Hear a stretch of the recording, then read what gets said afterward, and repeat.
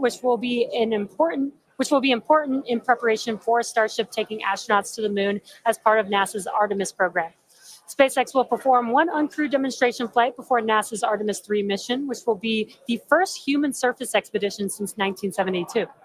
Also, in preparation for missions to the moon and Mars, we're gaining tons of knowledge from our human spaceflight missions, including free flyer flights like our recent commercial astronaut mission, Polaris Dawn. Polaris Dawn was the first of up to 3 missions in the Polaris program, which is demonstrating new technologies, conducting extensive research, and will culminate in a flight of Starship with humans on board. After nearly 5 days in orbit, Dragon and the 4-person Polaris Dawn crew safely splashed down on September 15th off the coast of Florida, completing the first human spaceflight mission of the Polaris program. The Polaris Dawn crew performed some incredible firsts during their mission. Dragon and the crew reached 1,408.1 kilometers, the highest Earth orbit ever flown, and the farthest humans have been from our planet since the Apollo program. The crew also performed the first ever commercial EVA, or extravehicular activity. And as you can see there, they were wearing the new EVA suits that we developed here in-house. This was an incredible moment to see Jared and then later Sarah emerge and perform this EVA with Earth behind. Now, in addition to this incredible spacewalk, they also conducted about 36 research studies and experiments from 31 partner institutions, including NASA. And in addition to all of that, they also tested Starlink laser-based communications in space. The data gathered from Polaris Dawn missions is invaluable, much like the data that we're going to see after today's flight test of Starship. So we're coming down to T-minus about 7 minutes. Let's check in with Dan. Hey, thanks, Kate. So yeah, we're right at about 7 minutes away from launch. The main thing we are still working is that range clear. Again, we have to make sure boats, airspace, everything is cleared out of the way for our ascent corridor, basically the Gulf of Mexico, where we're launching through before we can actually launch. And so we're working on clearing out just a few more boats. We do have a window, remember. So if we end up holding at like a T-minus 40 seconds, we can hold for several minutes, allow those boats to get out of the way, and then we can launch. Our window is from 7 to 7:30 Central, so we don't have a huge amount of time today, but we do have some margin if we need to work with it to still get off the ground today. For now, though, we're coming up on finishing prop load on both vehicles. Header tanks are pretty much topped out on the ship. Those are going to be used for its landing burn. And again, we're going to be closing out all of the prop load at about T-minus 3 minutes, 20 seconds for the ship, and then just 30 seconds later for booster. One kind of cool thing to talk about. So the folks in launch control behind me, after liftoff, they're going to have some pretty special tasks today. If we're going to go through with the catch, they're going to be doing some really detailed inspections just visually of all of the different tower systems, a lot of those things that we upgraded just to make sure that we are in the right posture to actually proceed with the catch. So they'll be working kind of fast and furious behind the scenes to inform the flight director's manual command to send the booster back. So if we hear that command being sent, that's going to be just the roof's going to come off. That's going to be a really exciting moment. So otherwise, if we don't go today, as you guys talked about, there is a chance. And if we don't send the booster back, we'll do a landing burn and a splashdown in the Gulf. And then that's just another landing burn to gather more data, learn more lessons from, and then we'll come back and try the catch again on the next one. But as of right now, we're coming up on 5 minutes. There is a chance that we'll hold or extend into the end of our window. So don't be surprised if that ends up happening. But if those boats do get out of the way, we are just about 5 minutes away from launch. So I'll check back in just a moment, but back over to you, Kate and Jesse. Thanks, Dan. Our rapid iterative development approach has been the basis for all of SpaceX's major innovative advancements, including Falcon, Dragon, and Starlink. Today, we're testing hardware and systems, and we need to know how they perform under the most extreme conditions. We'd much rather find the bugs now during testing than later on when there's more on the line. And to reiterate, while we do determine an acceptable level of technical risk on our vehicle and pad in order to learn as fast as possible, we accept no compromises when it comes to the safety of the public or our team. So that is to say, this is only the 5th of many future flight tests of Starship before it becomes fully operational. You might remember the Starlink panels that are incorporated into Starship, and you can see them there on your screen, those rectangular panels on Starship's nose cone. Starlink brings us the epic views in space and on re-entry, and also helps deliver us the critical flight data engineers need to continue development. In addition to enabling our rapid iteration on Starship, Starlink is also enabling life-saving communication here on Earth. SpaceX is sending tens of thousands of Starlink kits in response to Hurricanes Helene and Milton, and providing free service through the end of the year to support recovery efforts. The Starlink team also worked with T-Mobile to activate our direct-to-cell satellites to provide basic texting on T-Mobile and emergency alerts for all phones and carriers of those in affected areas. If a phone connects to a Starlink satellite, it will have 1 to 2 bars of signal and show T-Mobile SpaceX in the network name. SpaceX's direct-to-cell constellation has not been fully deployed, so these services are being delivered on a best effort basis. Starlink is enabling life-saving communication here on Earth and continues to help us push the limits in space. In the short term, by providing great views and real-time data on our next few flights, particularly through re-entry, which historically is a blackout period for all communications.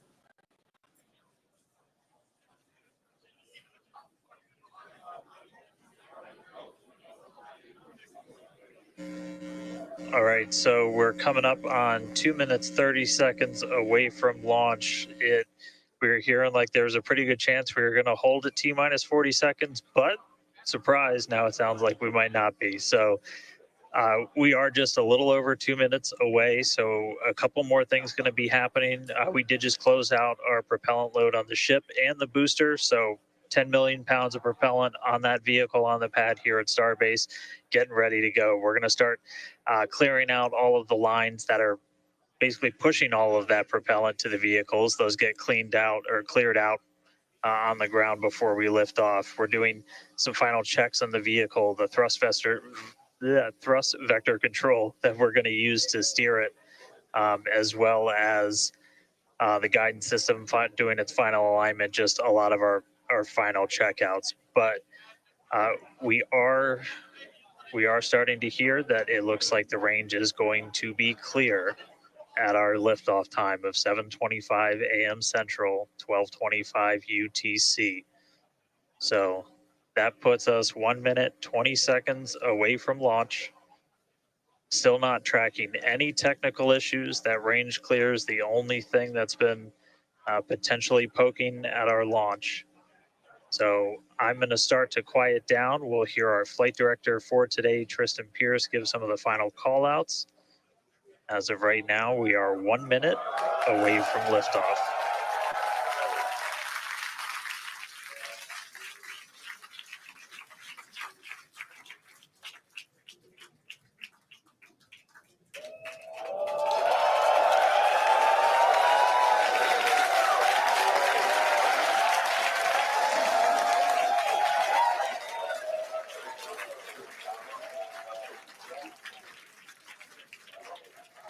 Flight directors go for launch.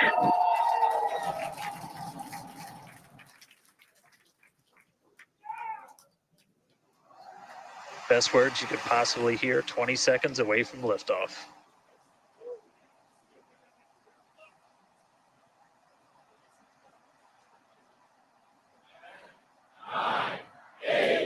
T-minus 5, 4, 3, 2, 1.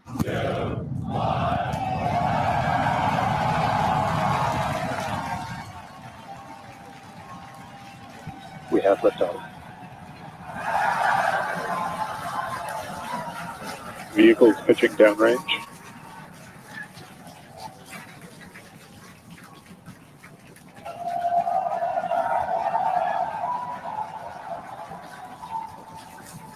Booster after chamber pressure nominal.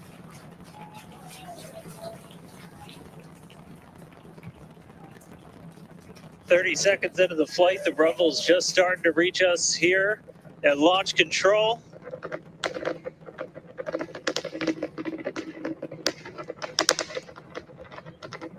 Booster and ship, avionics power, telemetry nominal. 33 Raptor engines.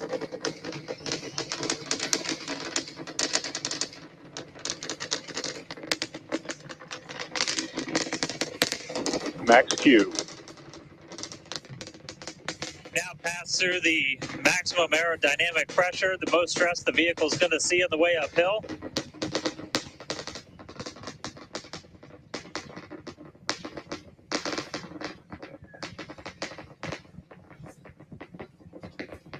All right, our next major milestone coming up, it's going to be hot staging. We're going to see the engines ignite on ship to push it away from the booster.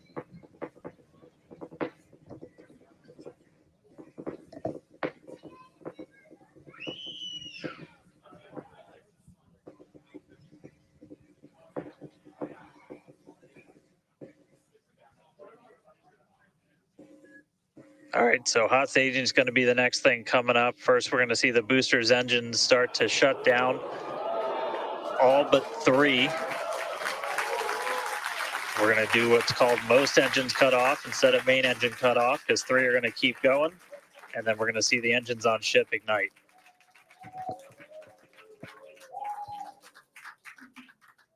Right now, the tower team is doing their go, no go.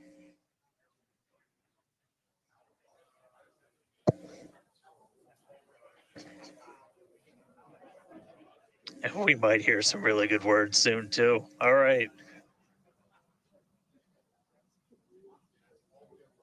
Can still see it up behind me. That is one of the most gorgeous things I've ever seen in my entire life. Coming up on hot staging next. Ship engine There's startup. most engines cut off. Stage separation. Booster Stage separate. separation, Startup. hot stage separation confirmed. Ship under its own power. I'm seeing 6 out of 6 Raptors lit. Hopefully I got a booster on the way back to me. I'm going to send it to you guys in Hawthorne. Oh man, that was absolutely incredible. I loved how the crowd Chamber pressure is nominal. crowd here in Hawthorne all went ooh at that first view of the blue flames from the booster. As you can see there,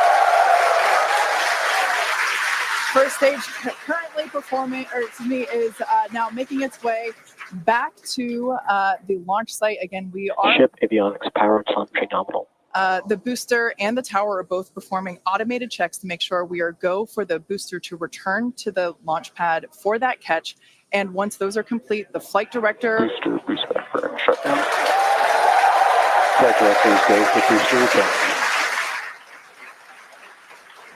And we did hear that the tower is go for catch. So that was one of the big criteria we were looking for. This view We'll here. wait to hear that the go for catch has been sent. Beautiful view here from the ship. And so exciting to hear that we got a go for booster catch. That means it's going to be a really exciting morning. Again, the booster is making its way back towards now land in order to make that catch attempt in the tower. So incredible to see these views. You can see the ship on the right-hand side of your screen. All 6 Raptor engines are under full power. Once again, the booster is making its way back to the launch site. We are going to try and catch it using the chopsticks on the launch tower, the exact same tower that it just launched from just, 5 minutes ago. Yeah, and the booster. Starship on nominal Guys, trajectory. I can confirm the command was sent for the booster to come back. That is So I'm incredible looking news. up right now. It's pretty much right overhead of us, and we can see it starting to come down. I can't wait for us to hear the sonic boom through Dan's mic. Right. That is going to be incredible. It was so cool to hear the liftoff. And so once again, a successful on-time liftoff of Starship Flight 5. The ship has separated from the booster. The booster is there on your screen. It is making its way back to the launch site. We are going to attempt the catch using the chopsticks. We did hear the confirmation that the command was sent to the tower. We are go for catch. And in order And to, guys, we should just be about 30 seconds away from our landing burn. It's going to happen in 3 phases. We're going to land 13 engines, burn off all of that velocity. Oh, we can see it coming down through the plume. Booster coming in hot for booster catch. we're going to ignite 13 of those Raptor engines, and this view is incredible right now. You can see how fast this vehicle is moving on the left-hand street. Landing burn 13 has been engines. ignited. We're now down to 3 Raptor engines. We can see those chopsticks now in the air.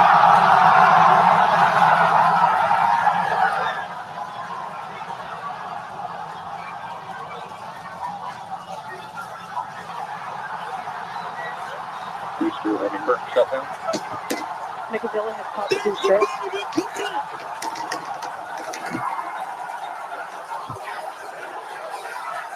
This is absolutely insane. On the first ever attempt, we have successfully caught the Super Heavy booster back at the launch tower. What an incredible view! Are you kidding me?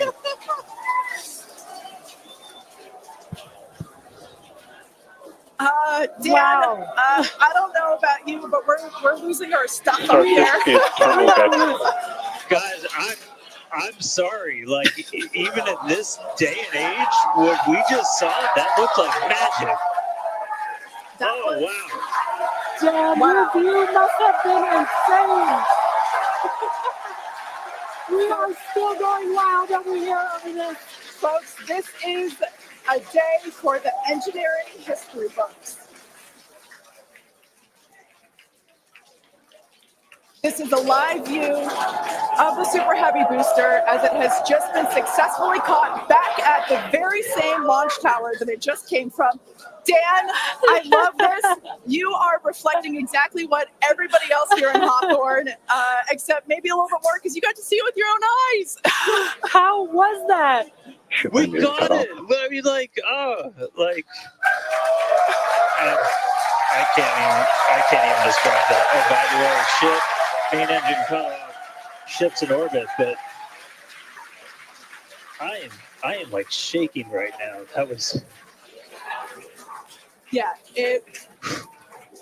this is not, yeah. I mean, let's check in on ship. it's hard to believe that. Starship nominal orbit insertion. All right, exciting news there. It's hard to believe that, booster isn't the only excitement that we have today. Just confirmation there, a gorgeous view of planet Earth behind the ship. Yes, saved. And it is now in the orbit that we expected it to. This is just an incredible day. Live views there as the booster vents some pressures there. That is a live view from the top of the tower looking at the chopsticks. I am still in disbelief. I'm trying to catch my tears just like the chopsticks caught the booster.